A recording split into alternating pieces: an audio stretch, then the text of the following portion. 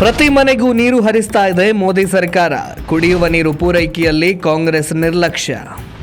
ದೇಶವನ್ನ ಕಾಂಗ್ರೆಸ್ ಪಕ್ಷ ವರ್ಷಗಟ್ಟಲೆ ಆಳ್ವಿಕೆ ಮಾಡಿದ ನಂತರವೂ ಕೂಡ ಸಾಮಾನ್ಯ ಜನರಿಗೆ ತಲುಪಬೇಕಾದ ಮೂಲಭೂತ ಸೌಲಭ್ಯಗಳೇ ತಲುಪಲಿಲ್ಲ. ಯಾಕಂದ್ರೆ ಅದರ ಅಗತ್ಯವನ್ನೇ ಕಾಂಗ್ರೆಸ್ ಅರ್ಥ ಮಾಡಿಕೊಳ್ಳಲಿಲ್ಲ.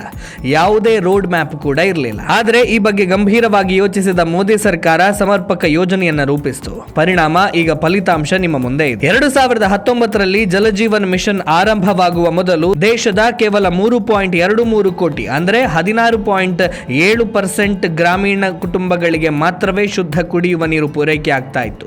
ಉಳಿದ ಗ್ರಾಮೀಣ ಕುಟುಂಬಗಳ ಹೆಣ್ಣು ಮಕ್ಕಳು 16 ಕಿಲೋಮೀಟರ್ ನಡೆದು ತಲೆಯ ಮೇಲೆ ಭಾರವಾದ ಪಾತ್ರೆ ಹೊತ್ತು ಕುಡಿಯುವ ನೀರಿಗಾಗಿ ಅಲೆದಾಡಬೇಕಾಗಿತ್ತು. ಆದರೆ ಇಂದು ಜಲಜೀವನ್ ಮಿಷನ್ನ ಅಡಿಯಲ್ಲಿ ಸುಮಾರು 12.52 ಕೋಟಿ ಹೆಚ್ಚುವರಿ ಗ್ರಾಮೀಣ ಕುಟುಂಬಗಳಿಗೆ ನಲ್ಲಿ ನೀರಿನ ಸಂಪರ್ಕವನ್ನು ಮಾಡಲಾಗಿದೆ.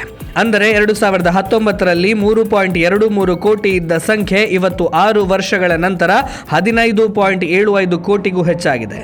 ಅಂದರೆ 81.37% ಗ್ರಾಮೀಣ ಕುಟುಂಬಗಳು ಈಗ ಕುಡಿಯುವ ನೀರಿಗಾಗಿ ಅಲೆದಾಡಬೇಕಾಗಿಲ್ಲ. ಇಲ್ಲಿಯವರೆಗೆ ಗೋವಾ, ಹರಿಯಾಣ, ಗುಜರಾತ್, ಪಂಜಾಬ್, ತೆಲಂಗಾಣ, ಹಿಮಾಚಲ ಪ್ರದೇಶದಂತಹ ಹಲವು ರಾಜ್ಯಗಳು ಮತ್ತು ಕೇಂದ್ರಾಡಳಿತ ಪ್ರದೇಶಗಳು 100% ಫಲಿತಾಂಶವನ್ನು ಸಾಧಿಸಿದೆ. ಇಂದು ಭಾರತದ ಪ್ರತಿ ಮನೆಯಲ್ಲೂ ಸ್ವಚ್ಛ ನಲ್ಲಿ ನೀರು ಹರಿತಾ ಇದೆ. ಈಗ ಗ್ರಾಮೀಣ ಭಾರತದ ಜನರು ನೀರಿಗಾಗಿ ಕಿಲೋಮೀಟರ್ಗಳಷ್ಟು ನಡೆಯಬೇಕಾಗಿಲ್ಲ.